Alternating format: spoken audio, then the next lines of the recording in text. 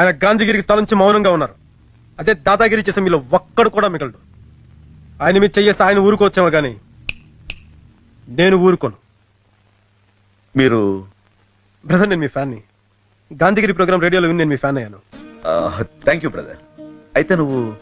నేనే పెళ్లి కొడుకుని. సురేష్, నాన్న ఇప్పటిదాకా చేసిందాలు ఇక్కడ ఆపేయండి. నేను జాతకాలు నమ్ము, ప్రేమనే నమ్ముతాను. బ్రదర్, నేను ఈ అమ్మాయిని పెళ్లి చేసుకుంటాను. షూర్. చాలా సంతోషం. గుడ్. యూత్ పవర్ అంటే ఇది. Thank you brother.